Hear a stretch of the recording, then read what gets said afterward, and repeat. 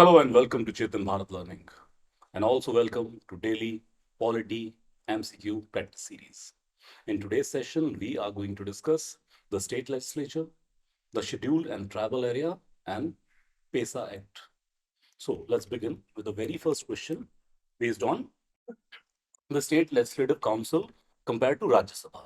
So, with reference to the position of State Legislative Council compared to that of Rajya Sabha, which of the following statement is a correct? So we have to find correct statement as our answer.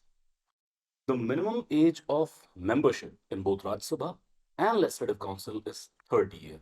So please different bodies के अंदर जो age requirement है, from voting to panchayat to MLA, MLC, member of parliament, governor, president, इस तरह की as का एक chart बनाकर प्लीज याद कर लीजिए.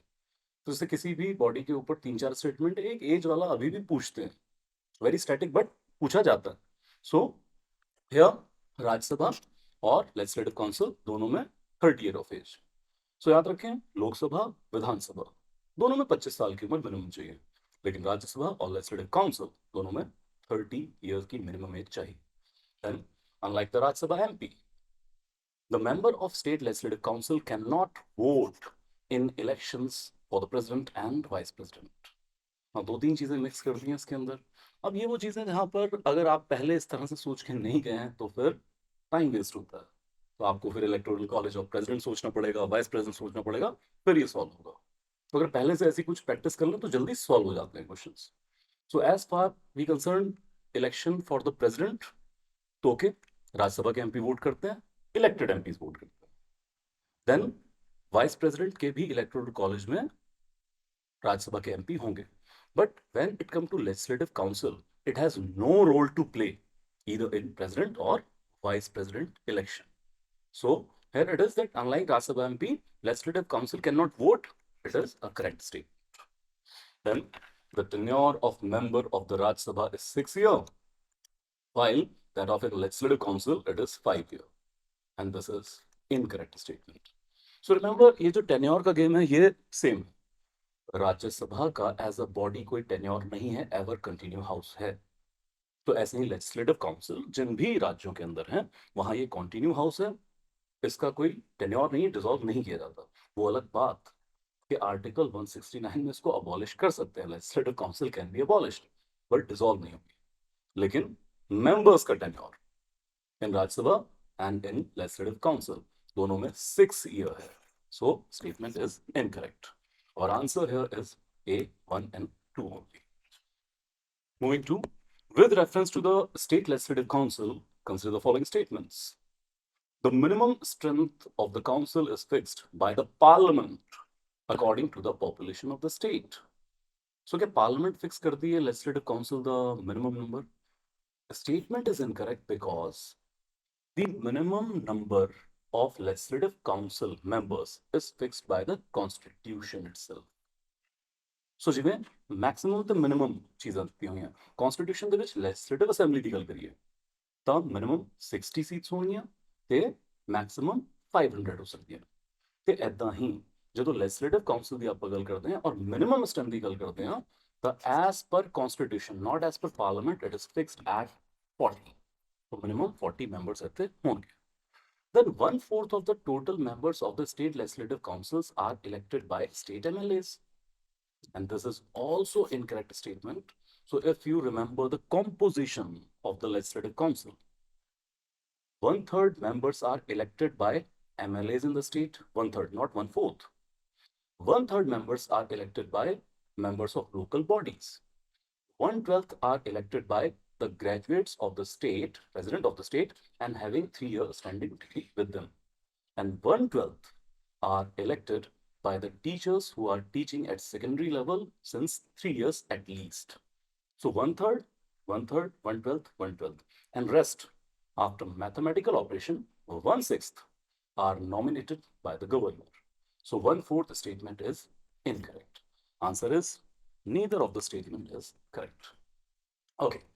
Now this is a favorite question, multiple time repeat हुआ है state examinations के अंदर. बस ये सवाल के किन किन स्टेट्स के अंदर लेजिस्लेटिव काउंसिल है. सो आंसर वुड बी, याद कर लीजिएगा, यूपी, Maharashtra, Bihar, then दो पिछले भाई Andhra and Telangana, and further one is Karnataka.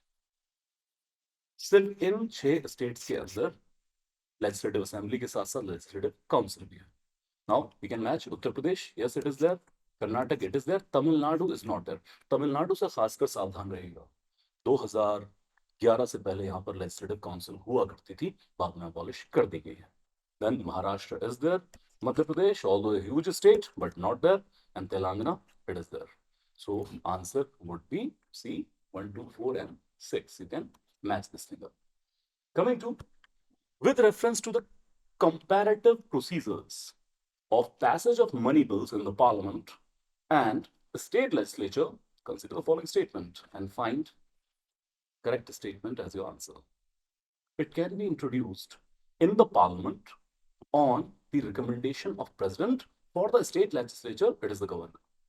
So same provision as sir. Money bill parliament के अंदर प्रेसिडेंट की ही रिकमेंडेशन से इंट्रोड्यूस होगा और स्टेट में गवर्नर की रिकमेंडेशन इसके लिए चाहिए. It can be introduced only in the lower house in both parliament and state legislature. It is also compulsion. So money bill parliament में हमेशा लोकसभा से ही ओरिजिनेट होगा, राज्यसभा से ओरिजिनेट नहीं हो सकता. और जिन स्टेट में लेजिस्लेटिव असेंबली के साथ साथ काउंसिल भी है, और अब हमें 6 स्टेट भी पता है, तो फिर यहां पर भी money bill legislative assembly which is the lower house यहीं से ओरिजिनेट होगा. And Rajya Sabha can amend it and legislative council can not. बड़ी लिक्विडेटिव से लग रही लाइन, लेकिन गलत है, क्योंकि even Rajya Sabha can not amend the money bill. Rajya Sabha को भी सिर्फ 14 दिन दिए जाते हैं रिकमेंड करने के लिए.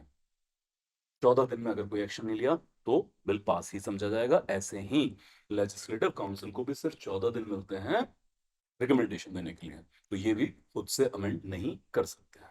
तो answer here is that only 2 statements are correct.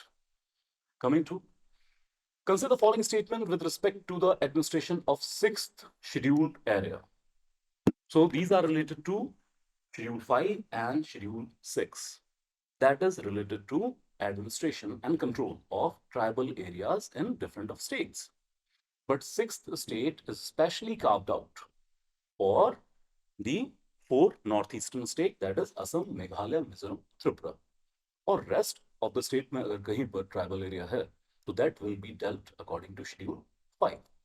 Now let's check the Schedule 6. The tribal areas under Schedule 6 fall outside the executive authority of the respective states.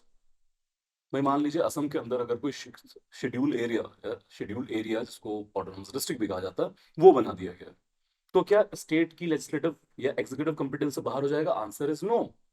आखिर भाई वहां पर रहने वाले ट्राइबल स्टेट की भी रिस्पॉन्सिबिलिटी है, वो भी लॉज बना सकते हैं. तो it doesn't fall outside the executive authority of the respective state. जो स्टेट गवर्नमेंट है वो एग्जीक्यूटिव ऑर्डर यहाँ पे पास कर सकती है. Then the president has the power to organise और recognise the autonomous district under 6th schedule. ये बहुत बार पूछा गया, इसको थोड़ा ध्यान में रखिएगा. शेड्यूल 5 के अंदर जो ट्राइबल एरिया है उसको आइडेंटिफाई करते हैं as scheduled area. I am talking about schedule 5. तो शेड्यूल 5 में अगर किसी स्टेट के अंदर हम शेड्यूल्ड एरिया बना रहे हैं, तो शेड्यूल्ड एरिया को आइडेंटिफाई करना काम है प्रेसिडेंट का, और एडमिनिस्ट्रेटिव कंट्रोल होता है गवर्नर के पास. बट शेड्यूल 6 के अंदर जब आप एक ट्राइबल एरिया आइडेंटिफाई कर रहे हैं एज ऑटोनोमस डिस्ट्रिक्ट, तो यहां पर यह पावर प्रेसिडेंट नहीं बल्कि गवर्नर को ही दे दी गई है. गवर्नर साहब ही वो ऑटोनोमस डिस्ट्रिक्ट आइडेंटिफाई करेंगे और एडमिनिस्ट्रेटिव पावर भी गवर्नर के पास है. So this statement is also incorrect. Then in autonomous districts, it is mandatory to establish district councils with majority of nominated members. Now this is also incorrect. यहां तक तो ठीक है कि autonomous district में एक district council establish करेंगे, mandatory है, but not with the majority of nominated members. Rather, the constitution in 6th schedule observes that there will be 30 members in the district council and 26 will be elected by the people, by the tribal or that particular area, or rest 4 can be nominated. So ये जो nominated members की majority की बात है, ये correct नहीं है. Then the district councils are empowered to lay specific taxes and collect land revenue. Now this is correct. तो डिस्ट्रिक्ट काउंसिल वहां पर बनाई इसलिए गई हैं कि जो वहां पर ट्राइबल पॉपुलेशन है वो ट्राइबल कल्चर के अकॉर्डिंग गवर्न हो, और डिस्ट्रिक्ट काउंसिल को ये पावर दी जाती है कुछ स्पेसिफिक लोकल टाइप के टैक्स ये कलेक्ट भी कर सकते हैं और इम्पोज भी कर सकते हैं. So only one statement is correct here. Coming to consider the following statement with reference to the provisions of panchayats.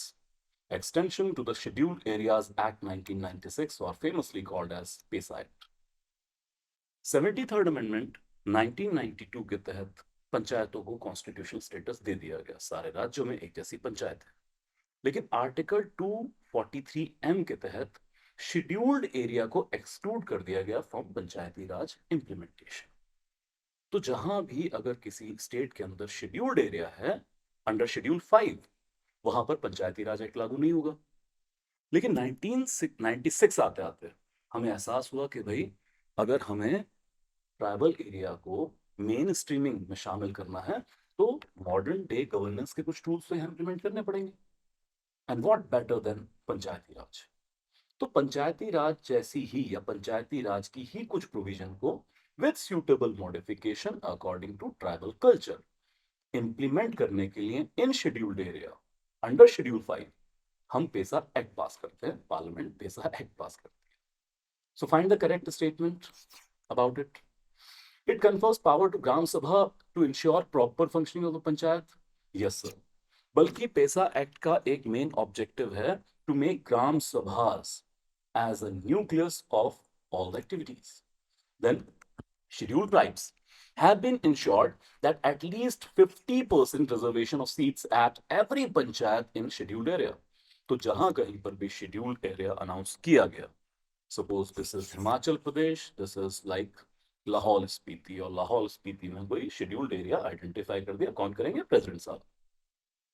तो यहां पर जितनी भी पंचायतें होंगी 3 tier स्ट्रक्चर है यहां पर भी, विलेज, ब्लॉक, जिला. तो तीनों स्ट्रक्चर में जो भी पंचायत मेंबर है उसमें at least 50% seats will be reserved in favour of the tribal people. So this statement is correct. And then it comes at the intermediate or district level the president can nominate such scheduled tribe which have no representation in the panchayat. तो अब देखिए क्या है कि इस tribal area में बहुत सारी ट्राइब्स रह रही होंगी. अब कोई ऐसी माइनॉरिटी ट्राइब है जो किसी भी वजह से ब्लॉक समिति और जिला परिषद में उनकी रिप्रेजेंटेशन नहीं हो पाई है, तो इनकी रिप्रेजेंटेशन प्रोवाइड करने के लिए state government not the president can nominate these tribe into the intermediate और जिला लेवल पंचायत. हालांकि ये नॉमिनेशन 1/10 ऑफ टोटल सीट से ज्यादा नहीं, up to 1/10 can be nominated. So here only 2 statements are correct. Next, with reference to panchayats, extension to the Scheduled Areas Act, that is PESA, consider the following statement and find correct statement as your answer. It was formulated based on the recommendation of Bhuria Committee report. Factual है, याद कर लीजिए. Bhuria Committee की report पर ही हमने PESA Act create किया था. One of the objective of the act is to safeguard and preserve the traditions and customs of the tribal community. Yes, sir. One objective हमने किया है to make Gram Sabha the nucleus of all the activities. And then कि जितना भी tribal custom, tradition, culture यहाँ पर है उसको भी हम सेफगार्ड करेंगे. तो पंचायती राज लागू करेंगे लेकिन tribal culture, way of life violate नहीं किया जाएगा. Then it extends the provisions of 73rd Constitutional Amendment Act to the 6th scheduled area. Now this is very critical. भैया 6th schedule specifically carved out for 4 northeastern state, Assam, Meghalaya, Mizoram, Tripura. और पेसा act schedule 6 वाले autonomous district में लागू नहीं होता, वहां पहले से ही ऑटोनोमस डिस्ट्रिक्ट काउंसिल्स काम कर रहे हैं. तो पेसा एक्ट पास हुआ है शेड्यूल 5 के अंडर जो स्टेट है, और इस वक्त भारत के 10 राज्यों में शेड्यूल 5 के तहत शेड्यूल्ड एरिया एस्टैब्लिश्ड है. तो 6th शेड्यूल पर यह लागू नहीं होगा. Answer, only 2 statements are correct. Next, with reference to the administration of scheduled areas in India, consider the following statements. Again, find correct statement as your answer. The 5th schedule of the Indian Constitution deals with the administration and control of the scheduled areas in states other than Assam, Meghalaya, Mizoram, Nagaland. तो भाई ये statement untrue है, because जब हम बात कर रहे हैं 6th शेड्यूल एरिया की, तो Assam, Meghalaya, Mizoram, Tripura is there, not the Nagaland. But हाँ, जब हम 5th शेड्यूल की बात करते हैं तो प्रोविजन यही है. कौन सी? बस ये चीज याद रखिएगा कि असम, मेघालय, मिजोरम, त्रिपुरा, यहां पर 6th शेड्यूल लागू होता है. और इसके अलावा अगर कहीं भी किसी स्टेट के अंदर कोई ट्राइबल एरिया है, उसको हम शेड्यूल एरिया के तौर पे डील करेंगे, and that too under the schedule 5. Then the governor of a state is empowered to direct that any law of the parliament or the state legislature shall not apply to a scheduled area or apply with suitable modifications.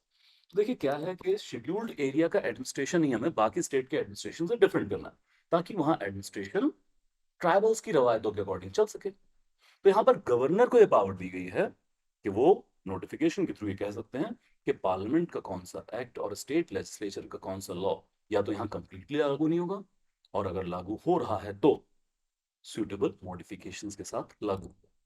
For example HM, Hindu marriage act, अब उसके तहत divorce लेने के लिए court जाना पड़ता है, लेकिन क्योंकि ब्याह शादी के मसले हम ट्राइबल रीति रिवाजों के ही अकॉर्डिंग चाहते हैं यहाँ पर, तो गवर्नर साहब कहते हैं HM यहाँ पर लागू नहीं होगा, शादी ब्याह के रीति रिवाज ट्राइबल अपने कस्टम के अकॉर्डिंग यहाँ पर छुपाएंगे. Okay, then the Tribes Advisory Council, as mandated by the 5th schedule, must consist of 3/4 tribal members.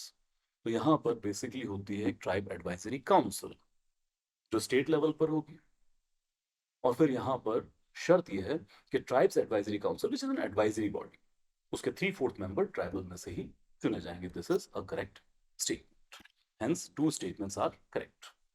Then consider the following statement about the 6th schedule of the Indian Constitution. It provides for administration of tribal areas in Assam, Meghalaya, Mizoram, Tripura.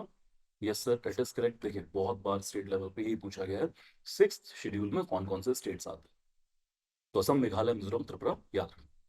Then the autonomous district council under the 6th schedule can make laws on the subjects such as land, forest, marriage within their jurisdiction. तो autonomous district के अंदर autonomous district councils हैं, उनके नीचे regional councils हैं, तो उनको law making power दे रखी है कि हाँ आप कुछ स्पेसिफिक टॉपिक पे लॉ बना सकते हैं, subject to governor's assent. Then the laws made by the autonomous district councils under 6th schedule require assent of the president of the India to come into effect, not the president. मैंने अभी थोड़ी देर पहले बोल भी दिया था कि district autonomous district council के पास लॉ मेकिंग पावर भी है, टैक्स लेवी और कलेक्ट करने की पावर भी है, but these power are subject to the assent of the governor, not to the assent of the president. Hence here the first and second statement is correct. Last, with reference to the governor's role in the administration of scheduled and tribal areas, consider the following statement. So this is largely according to Schedule 5.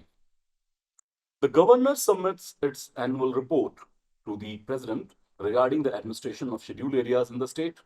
Yes sir, correct. एक annual report पेश करेंगे president को, उससे पहले भी the president सीख कर लें तो governor को report scheduled area के administration के बारे में president को देनी होगी. The governor can create regulations for the scheduled areas, including prohibiting or restricting the transfer of land by the tribal members. इसके अलावा मनी लैंडिंग के बिजनेस को भी लेकर गवर्नर साहब रेगुलेशन कर सकते हैं. करेक्ट स्टेटमेंट है. Then governor's decision regarding scheduled areas need assent of the tribes advisory council before the implementation. Now this is wrong. Tribes advisory council जिसमें 20 मेंबर्स होते हैं, 3/4 ट्राइबल इलेक्ट होंगे, ये एक एडवाइजरी बॉडी है. गवर्नर को scheduled area के अंदर good governance, peace and tranquillity, welfare of the tribal के लिए एडवाइस करेंगे. तो गवर्नर को इनकी असेंट की कोई जरूरत नहीं है, ये सिर्फ एक एडवाइजरी बॉडी है द गवर्नर. और गवर्नर पर भी इनकी एडवाइस बाइंडिंग इफेक्ट नहीं रखती है, मैंडेटरी नहीं है, it's only advisory in nature. So here only 1 and 2 statements are correct. That will be all for today. Thank you. Thank you so much.